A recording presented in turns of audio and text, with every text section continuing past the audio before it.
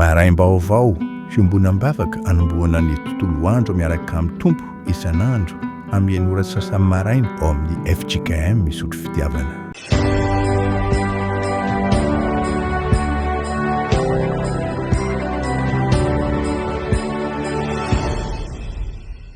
miarabantsika tonga sao anatin'izao fiarahamandinika soratra masina zoma 13 martsa izao dia anomboka ny fotoana isika ny salamo fa 7:10 manomboka amin'ny andininy fa 7:50 hatramin'ny fa 4:90 salamo fa 7:10 7:50 4:90 itsangana riavana iantso sy ideran'ny tompo isika.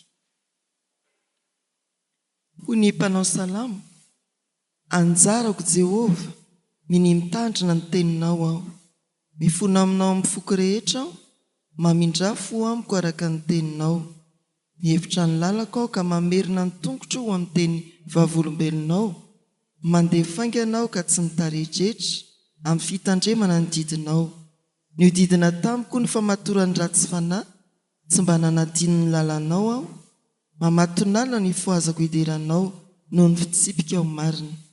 Naman'izay rehetra matahotra n'Andriamanitra, naman'izay mitandrina ny didinao. Jehova, enika ny famindramponao ny tany, ampianaro ahy ny didinao. Amen. Hivavaka isika. Renay tokoa ny antsonao ry Tompo Andriamanitray, hanaraka ny lalany azo fijaliana amin'izao vanim-potoana ny karema izao. Ny tononkira-panahy izay nivedesinay dia entinay manambara ny fanorantenanay, ny fankatoavanay ny antsonao ho amin'ny fahamasinana. Ho ankehitriny, ianao lay moa marainanay, ianao lay nitarintana zay, ianao lay manatrika anay no antenainay. Mbola hiaraka aminay eto, andrakotra famindrampo ny fiainanay tamin'ny lasa, anomeanay fiadanam-po, mba handresy ny tebiteby sy ny ahiahy ao anatinay, indrindra eo anoloany ny famasinanao ary ny fahatakaranay, ny tsy fahamendrehanay. Misaotra anao ny asan'ny fanahy masina mampahatoky famelan-keloko, misaotra anao ny asan'ny fanahy masina hitarika ny fiangonanao, naizanaiza misy olona mivory amin'ny anaranao. Andinika ny teninao izay amin'ity fotoana ity dia ataovy mahita zava-mahagaga no ny fitarianao. Amin'ny anaran'i Jesosy. Amen. Anaraka ny vaky ny mofinaina isika ny asan'ny apôstôly toko 2 manomboka eo amin'ny andininy fa 7:20 hatramin'ny fa 7:30. Asan'ny apôstôly toko 2 andininy fa 7:20 hatramin'ny fa 7:30. Amin'ny anaran'ny Tompo.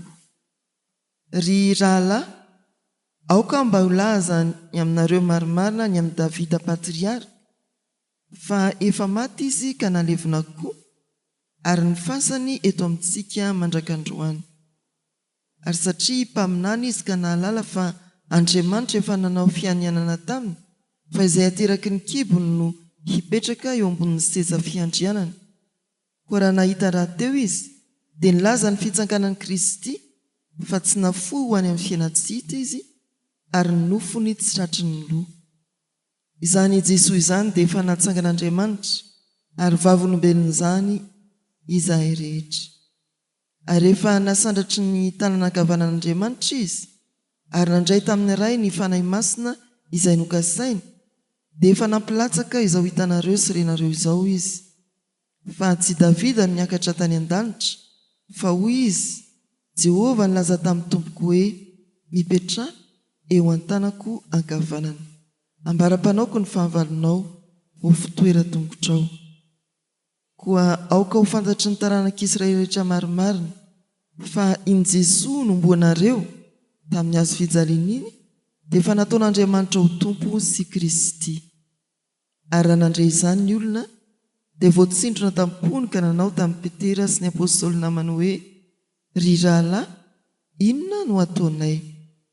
Ary hoy Petera taminy: mibeba, areko samy atao batisa amin'ny anaran'i Jesosy Kristy ianareo rehetra mba azo famelana ny elokareo, ary ianareo andray ny fanomezana dia ny fanahy masina, fa ny teny fikasana dia ho anareo sy ny zanakareo ary ho an'izay rehetra lavitra na iza antsoiny Jehovah Andriamanitra anatona azy. Amen. Ray Masino, manamasina anay amin'ny fahamarinana, ny teninao no fahamarinana. Amen.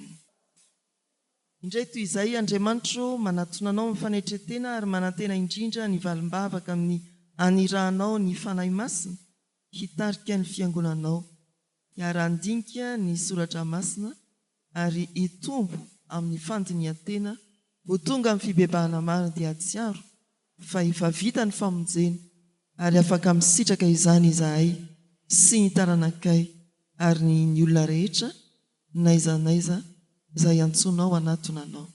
Amin'ny anaranao Jesoa. Amen. Asan'ny apôstôly.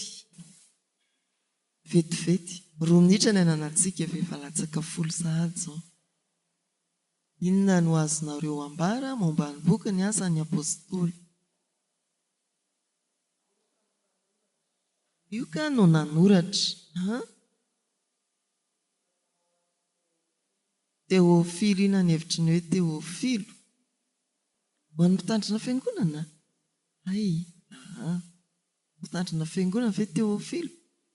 Inona ny hevitry ny hoe Teo Andriamanitra? Inona ny hoe Filos? Fitiavana rahalahy dia tambaro ilay tian'Andriamanitra.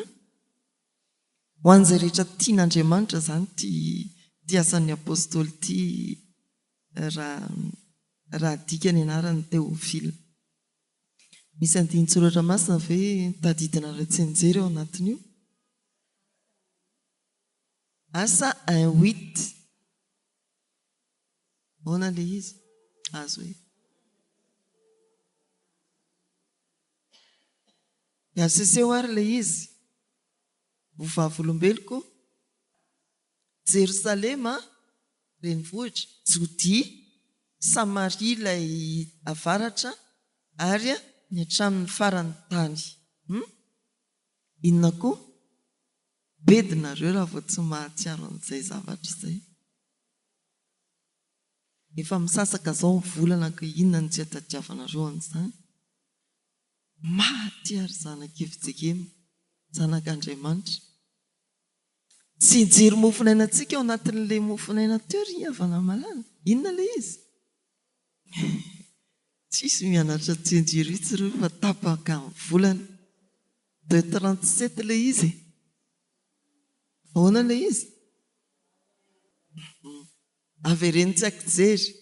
Ary raha nandre izany ny olona dia voatsindrona tampony ka nanao tamin'ny apôstôly sy ny namany hoe ry rahalahy, inona no ataonay? Na sekolalady, raha nandre izany ny olona voatsindrona tampony nanao tamin'ny apôstôly sy ny namany hoe ry rahalahy, inona no ataonay? Dia izay koa moa ny antony hira 12:9 nataontsika teo, sabatra 2 alelo. Eny ary andrositsika misaotrantsika ny fandraisana anjara. Tsotra dia tsotra ny fitarihanantsika amin'ity. Ao anatin'ny tekstio dia mandinika isika ary ezaka amoaka ny taridala ny fandinihan-tena avy amin'io soratra masina io araka ny lohahevitra hoe mitarika ho amin'ny fandinihan-tena ny tompo. Avy amin'ireo andinin-tsoratra masin'ireo ary inona ny fandinihan-tena hitarihan'ny tompo antsika na inona ny fandinihan-tena azontsika atao. Ny Asan'ny apôstôly 2 dia ampatsivoneto fa mitantara indrindra ny nanomezana ny fanahy masina. Rehefa nilatsaka ny fanahy masina dia Petera no nijoro, nitory ny filazantsara. Za tsy mamarak'izay neveranareo azy akory izahay fa mbola voa amin'ny firy izao dia nanomboka nampatsia ny faminanian'ny Joely izy, nilaza ny amin'ny Jesosy Kristy sy namitina ny tantara-pamonjena nataony Jesosy Kristy ary mitranga eto amin'ny 7:30 hatramin'ny 7:30 nivokatra izany fitoriana ny filazantsara izany, tsy hoe hatrany amin'ny 7:30 fa hatrany amin'ny farany 7:40 hoe inona ny vokatra ilay fitoriana ny filazantsara nataon'ny Petera raha vao nandray ny fanahy masina izy. Ny 7:30 voatsindrona am-po, ny 7:30 sy 7:30 toromarika ary ny 7:40 hatramin'ny 7:40 ilay fiainana ny farisendahatra. Ndao arysika raha mandinika ny 7:20 hatramin'ny 7:30 eto ambany masitsika eto isika dia afaka miompana amin'ny loha hevitra hoe mitarika ho amin'ny fandinihan-tena ny tompo ka hijery fandinihan-tena 7 hitariana antsika. Afaka manampy ireo raha mbola misy ny fotoana fa mijery an'ireo sika hoe raha io ary ny anjara mofinainantsika, inona ny fandinihan-tena ataontsika miainga amin'izao anjara mofinaina izao. 9:30 sy 2:30 voasoratra amin'ny anaran'ny tompo, tononana mety alohany hoe amin'ny anaran'ny tompo amin'ny soratra masina rehetra izay vakintsika. Voasoratra dia manao hoe miomana ny kalazan'Andriamanitra noho ny Paska isika. Tena inoantsika tokoa ve fa nitsangana tamin'ny maty i Jesosy. Io 9:30 sy 2:30 io dia filazana samihafa saingy manamafihevitra fa i Jesosy hatrany amin'ny testamenta taloha dia efa nambara fa tsy ho tratry ny loha ary ny fahatanteran'izany dia ny andro Paska, nitsanganan'i Jesosy tamin'ny maty. Ny 9:30 no mampatsia ny salamo 9:40 ilay tsy ho fonao ho any amin'ny fiainantsitany aiko tsy hamela ny iray masonao ho tratry ny loha ianao. 2:30 dia ny fahatanterahany teo amin'ny fitsanganan'i Jesosy tamin'ny maty. Ka ny fandinihan-tena hitariana anao dia no hoe moa ve tena inonao fa nitsangana tamin'ny maty i Jesosy. Natsangan'Andriamanitra izy. Fa tsy hoe nitsangana fotsiny hoe matoto. Tena inoantsika avy izany fototry ny finoantsika kristianina izany ry havana. Ny fahagagana telo nataon'Andriamanitra dia ny nahariana izao tontolo izao tamin'ny alalan'ny teny, ny nahatongavana ho nofo tao amin'i Jesosy Kristy ary ny fitsanganan'i Jesosy Kristy tamin'ny maty. Ireo ny fahagagana telo izay tsy hain'ny mpanao magia faninanana fa Andriamanitra no nahatanteraka an'ireo.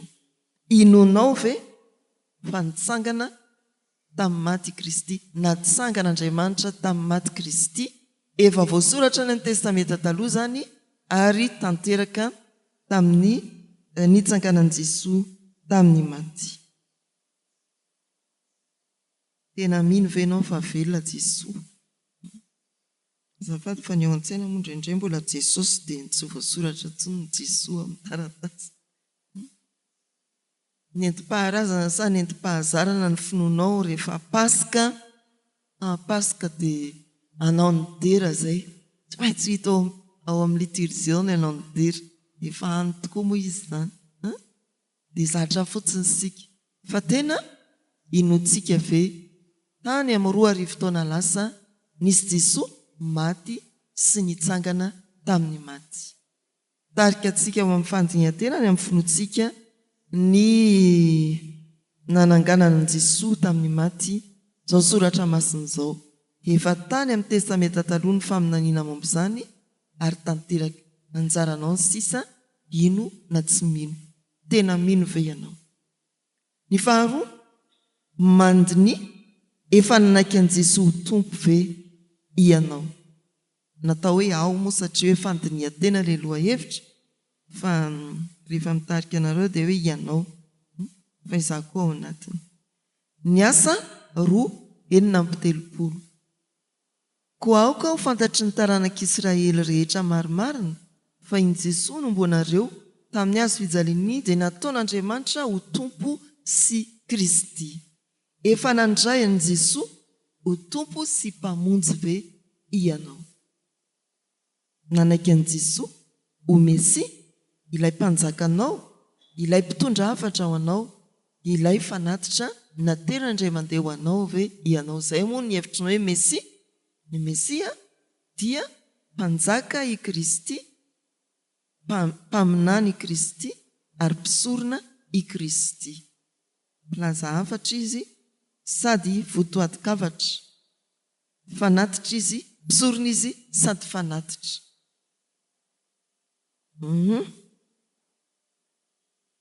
Andriamanitra hoy ny soratra masina efa nanao an' Jesosy ho tompo sy Kristy. Fampiarana an'izany Jesosy ve ny tompon'ny fiainanao sa mbola ianao ihany sa koa olo-kafa?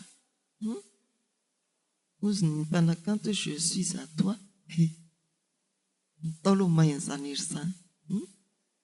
Aniza marina ianao ary rehefa hoe an'izao ianao no an'izao dia tadio fa iny ny tomponao. Iny ny arahanao. Tena efa nanolotra ny tenanao ho an'ny tompo ve ianao? Efa nanaiky ny tompo ho tomponao ve ianao? Manaiky ny fahefana ve ianao sa mbola ny sitraponao ihany? Ny fahefanao ihany izay tianao ihany. Fandinihan-tena izany. Ny fahatelo, inona ny fahatelo? Eo amin'ny 4:30 ihany isika. Hoy ny soratra masina. Koa aoka ho fantatry ny taranak'Israely rehetra marimarina fa iny Jesosy nomboana teo amin'ny hazo fijaliany dia efa nataon'Andriamanitra ho tompo sy Kristy. Raha miteny hoe nomboana tamin'ny hazo fijaliana dia milaza zany fa inona moa ny antony nahafatezan'i Jesosy teo amin'ny hazo fijaliana? Hamonjy ny mpanota. Moa ve ianao tena manaiky hoe manota? Izay ilay 449 tany am-boalohany. Raha ny andininy fahafiry moa zany, fahefatra. Mpanota tsy manda ry tompo mamela hoy izay tononkira izay. Tena hoe nahatsapa ve ianao fa misy fahotana nataonao. Raha makany amin'ny Hebreo sika dia misy an'ilay hoe manompo indray an'i Kristy amin'ny hazo fijaliana. Tena anisan'ny antony na tonga ny Jesosy vao teo amin'ny hazo fijaliana ve ianao. Nataonao. Le jiosy ihany zany fa tsy mbozaha. Aona koa ny Romanina. Fony mbola mpanota isika dia maty hamonjy antsika Kristy. Raha mandiny tena zany sika manambatambatra n'ireny andinin-tsoratra masina ireny, ireo voalaza ireo teo ny santiona ny Hebreo, ny Romanina dia tsy maintsy anaiky fa anisan'ny nahatonga ny fijalian'i Kristy koa ny nataoko sy ny nataonao.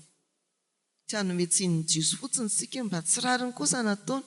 Ry Jodasy ve nga dia tena makavoly izao mihitsy manao kolikoly mba hanolotra ny Jesosy. Fa mandiny tena koa isika hoe antony nahatongavan'ny fanombohana an'i Jesosy teo amin'ny hazo fijaliana ny fiainantsika mba tena ho ekentsika izany. Raha toa ry eo amin'ny fahefatra indray izao sika. Inona ny fahotana nataonao nahatonga an'i Jesosy ho voaomby teo amin'ny hazo fijaliana?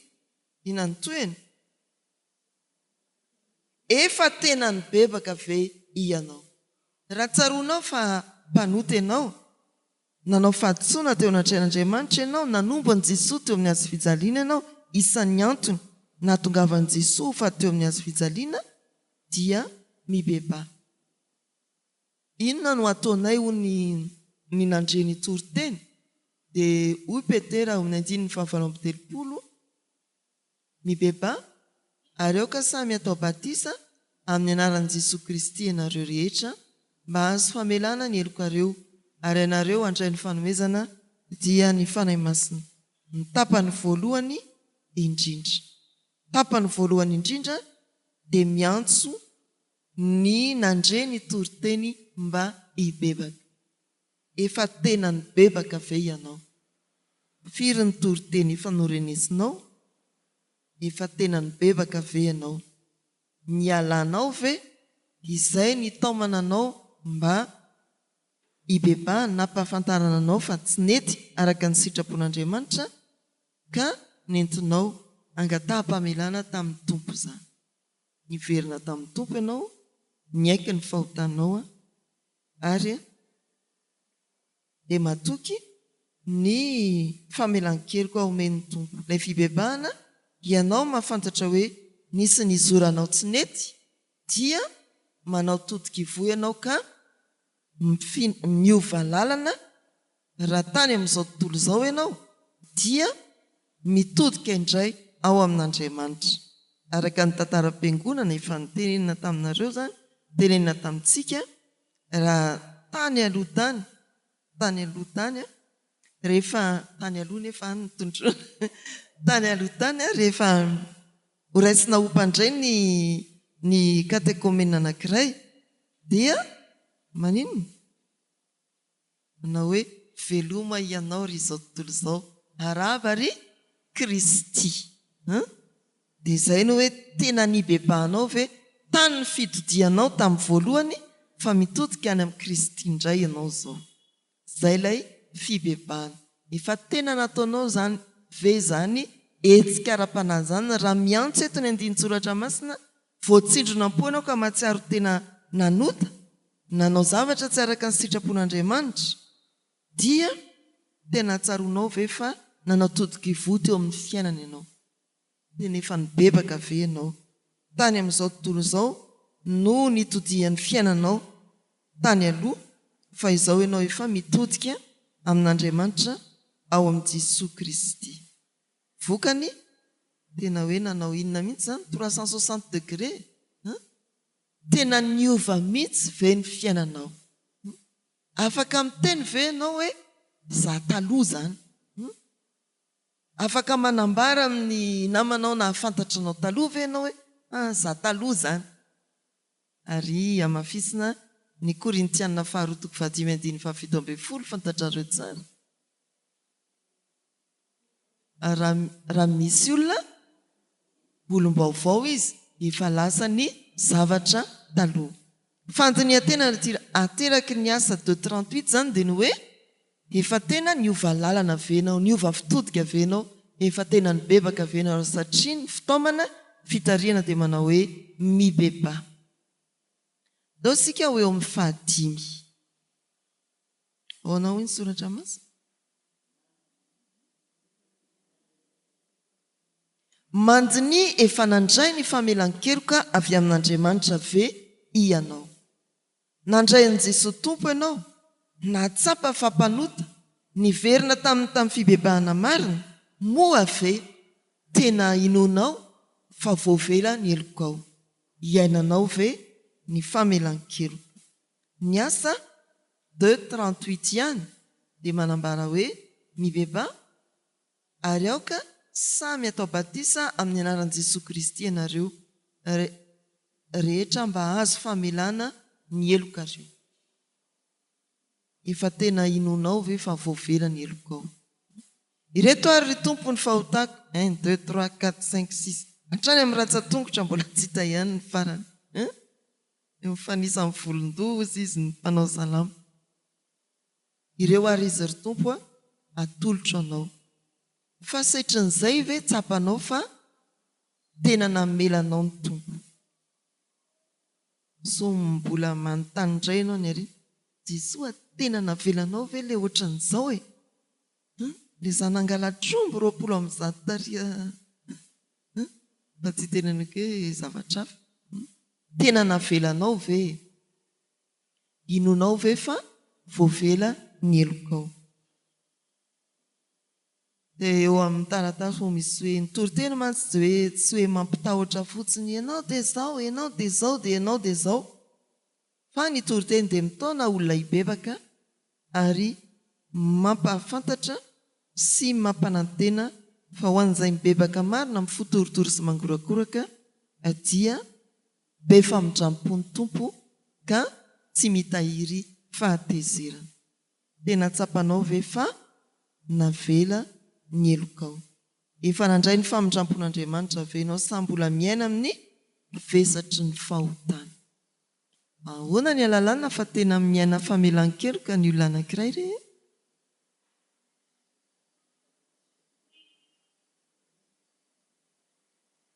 539 mamaly an'izany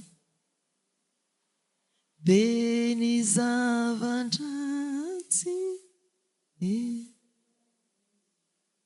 dia nina ny refrain faly dia faly olona faly ny tena mahatoky ny famelan-keloko matetika ny mpitarika ny fanonana fanekem-pinoana dia milaza hoe ho satria nampidin'Andriamanitra ny fifaliam-pamonjena dia ndeha isika ara-manonona ny fanekem-pinoana na hoe ao anatin'ny fifalian'ny mpino voavela-heloka ny rahantsika manonona ny fanekem-pinoana point voalohany faharoa fahatelo fahaefatra ny marika fa tena miaina ny famelan-keloka ny olona anankiray mino ny famelan-keloka anatin'ny fanekem-pinoana zany inona ny famelan-keloka fa tsy zavatra azo tsapaitanana fa inona ny fahafantarana fa olona miaina ny famelan-keloka oloha dia olona feno fifaliana fa tsy miketrona mbola miady saina mbola mikaikona ny ao am-pony ao hoe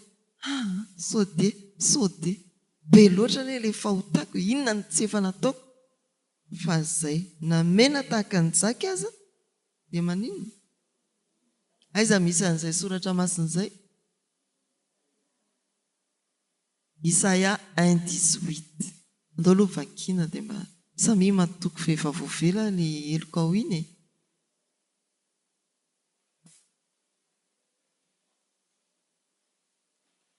aloaloha jerena foana zao dia tsy zay akory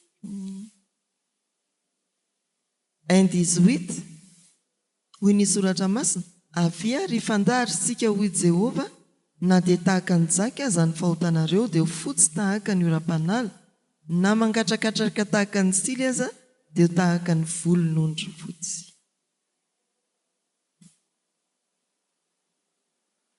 tsisy hoe mena tahaka ny jaka fa tahaka ny jaka fotsiny anao tsinjery fotsiny ilay pastera io soratra maso io zany dia manome toky antsika santionany sy ny teny famelan-keloka izay tronona amintsika ao anatin'ny liturjia amin'ny fanompoam-pivavahana dia manambara fa voavela ny elontsika mandiny teny ianao efa tena noraisinao ve ny famelan-keloka avy amin'Andriamanitra ny fahaenina ahoana ny fahaenina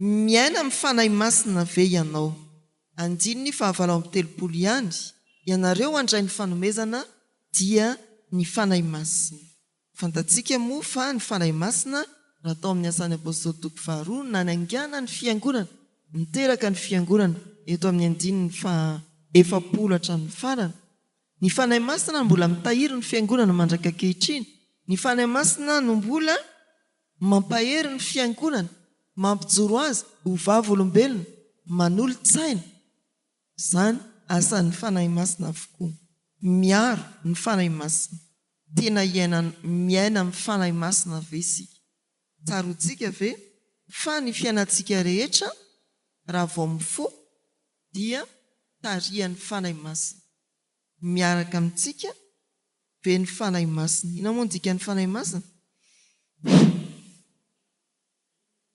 pneu rivotra tena hiainantsika ve ny fanahy masina tarihan'ny fanahy masina ve isika amin'ny rehetra atao le pneu manodina ny fiainantsika ve miodina araka ny fanahy masina ve ny fiainantsika io mihitsy ve no mampiodina ny fiainantsika ny fahafito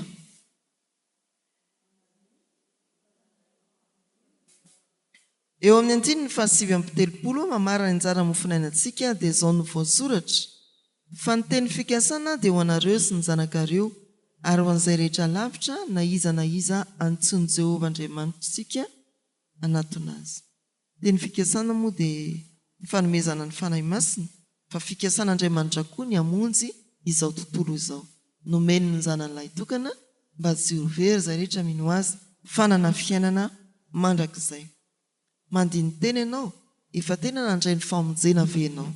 Notoriana ny filazantsara, voatsindrona tampo ianao mahatsiaro fampanota, ny bebaka ianao, voavela heloka ianao, miodina araka ny fitarian'ny fanahy masina ny fiainanao. Tena nandray ny famonjena venao, iainanao ve ny famonjena. Ary izao koa efa mbanizarainao tamin'ny taranakao ve ilay izy. Ary nitarinao any amin'ny hafa satria ity andininy 7:30 ity tsy mipetraka fotsiny amin'ny hoe fikasana dia ho anareo sy ny zanakareo ka mandova famonjena avy amiko ny zanako. Tsia, ambarako iny misafidy handray ny tompo izy dia voavonjy, tsy misafidy moa izy. Ny teny fikasan'Andriamanitra dia ny ahatonga ny taranako ho voavonjy, ny ahatonga izay rehetra lavitra na akaiky na iza antsona Andriamantsika anatona azy ho tafiditra ao anatin'ny teny fikasana. Dia io zany anisany andinin-tsoratra masina atao hoe mitarika antsika amin'ny fitoriana ny filazantsara. Tsy ho antsika irery ny fahasoavam-be ira fahafiriny.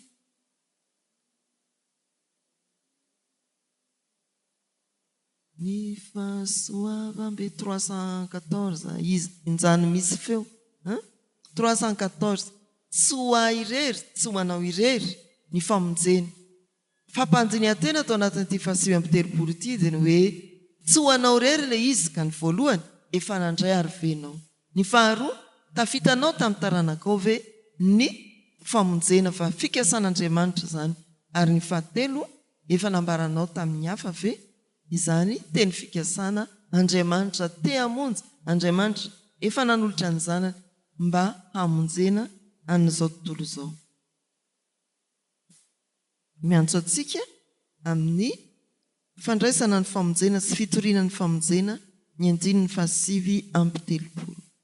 Famaranana ary dia ny fitinina eo amin'ireo teboka fito ireo ny fandiniantenantsika ateraka reto andinin-tsoratra masina reto. Voalohany, mino ny fitsanganan'i Kristy ve aho? Na nitsangana tamin'ny maty tokoa ve Kristy? Faharoa, manaiky azy ho tompo sy mpamonjy ve aho? Fahatelo, tsapako ve fampanota aho? Fahaefatra, bebaka marina ve aho? Fahadimy, raha ny bebaka marina matoky ny famelan-keloka ve aho? Fahaenina, manaiky ny fitarian'ny fanahy masina ve aho? In'ilay hoe pneu tena miodina miaraka amin'ny fanahy masina ve ny fiainako?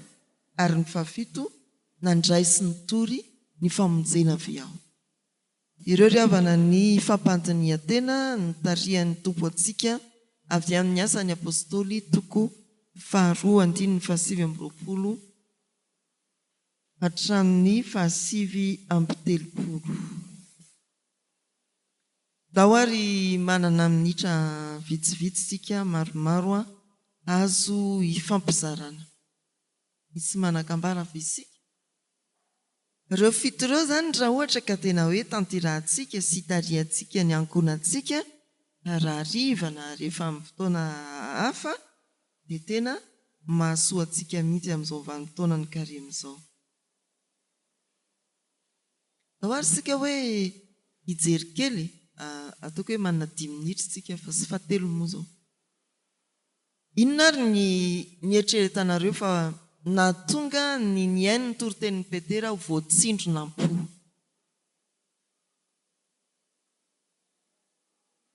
Le votoatiny nolazainy hoe manao ahoana ny tena nahatsindrona ny fony.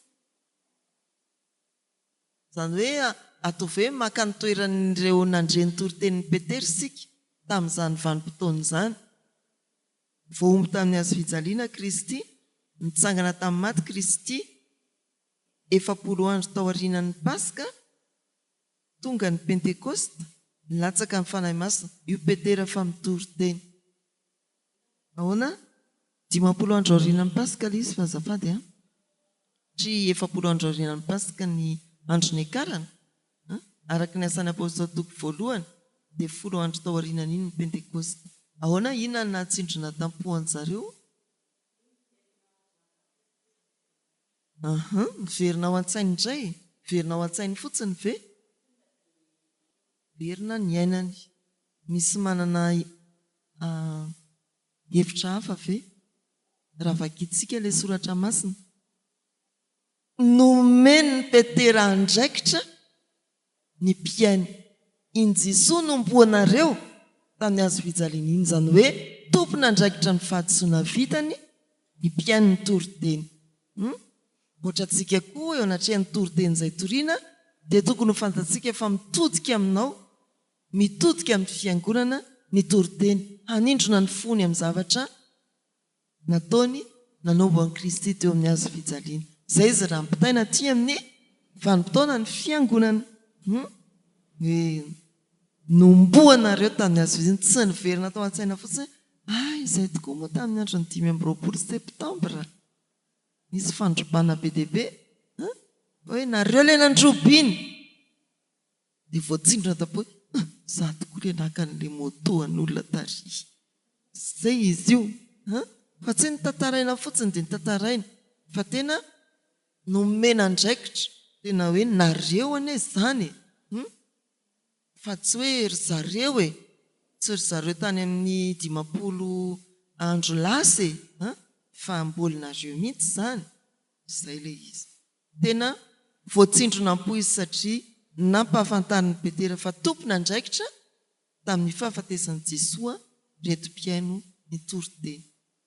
Dia ohatran'izay koa ny toriteny izany dia manome mampahafantatra fa tompona andraikitra amin'izay nataoko teo amin'ny fahotako tahaka ny ohatra ny hoe miverina amin'ny Genesis 7 foana.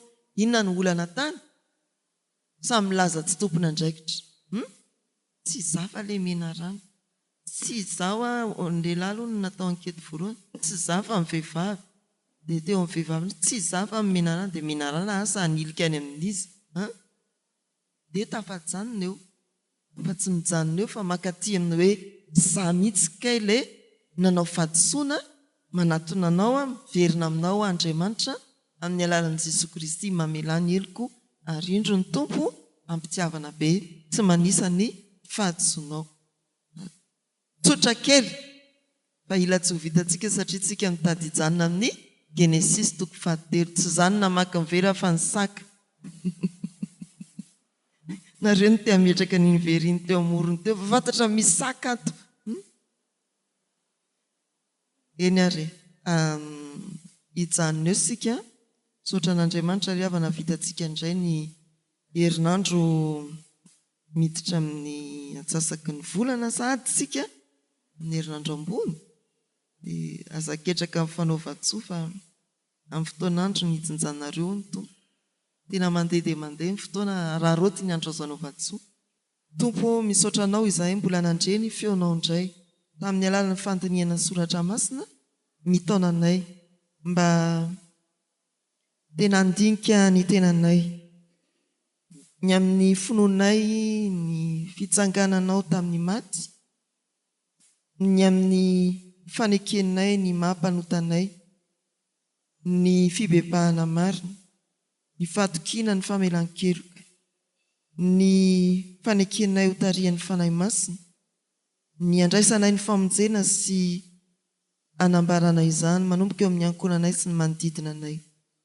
Tompo ho tehirizo izahay amin'ny fanekenanao ho tompo ny fiainanay ka tsy handeha araka ny sitraponay fa anaiky ho tarihan'ny sitraponao. Dia indreto izahay Andriamanitra manonona vavaka ho an'ny tenanay sy manodidina anay. Mety tsy salama, mety manana olana, mety malahelo am-po noho ny famoiza-malala noho ny antony samihafa. Indray tokoa izahay mivavaka aminao ka mankasitraka anao noho ny fahasoavana sy ny tompo-pifaliana omena ao anay, indrindra ny fifaliam-pamonjena ahatsiarovanay fa voavelany elokay. Apetraka eo am-pelantananao ny firenenay ao anatin'ny fihodinana amin'ny tantaran'ny firenena, eo amin'izay hanendrena tompona andraikitra ambony eo amin'ny fanjakana. Amin'izany tompo dia mbola manohy mivavaka izahay mba hanomezana olona mahatoky feno fahendrena sy feno fahavononana hikatsaka marina izay hanavaozana ny Madagasikara, hikatsaka marina izay hitondrana fandrosoana ho an'ity firenena ity mba hiadana ny vahoakanao. Apetraka eo am-pelatananao ny fiangonana, mbola andiny tena tokoa amin'izao vanim-potoana ny karema izao, ka ho tonga amin'ny fankalazana anao Andriamanitra amin'ny Pasika tsy misy fangaro, fa ianao Kristy mifanandresy ny fahafatesana, ianao Kristy mampandresanay ny karaza-pahafatesana rehetra no hoderaina sy ankalazaina, ary ho fiainana ny Pasika fa tsy ho fety fotsiny ihany. Dia atampatray ny vavakay amin'ny ampianarinao Jesosy manao hoe: Rainay izay ny an-danitra, ho amasinina anie ny anaranao, ho tonga anie ny fanjakanao, atao anie ny sitraponao ety an-tany ho tahaka ny eny an-danitra. Mioanay an'io ny anina sahaza ho anay, ary mamela ny herokay tahaka ny namelanay izay meloka taminay. Aza mitondra anay amin'ny fakapanahy, manafahanay amin'ny ratsy, anao ny fanjakana sy ny hery ary ny voninahitra mandrakizay. Amen. Raiso ho tanteraka aminareo ny tsorandrontononona amin'ny anaran'ny Tompo. Andriamanitra ny fiadanana hamasina anareo samy ho tanteraka, dia ho kaharovana avokoa ny fanahinareo sy ny anareo ary ny tenanareo ho tanteraka tsy anatsiny amin'ny fiavian'i Jesosy Kristy Tompontsika. Mahatoky ilay nitsangana tamin'ny maty, izy no anevo izany. Amen.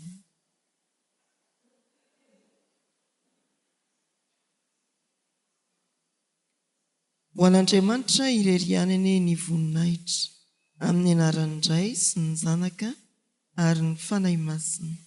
Amen.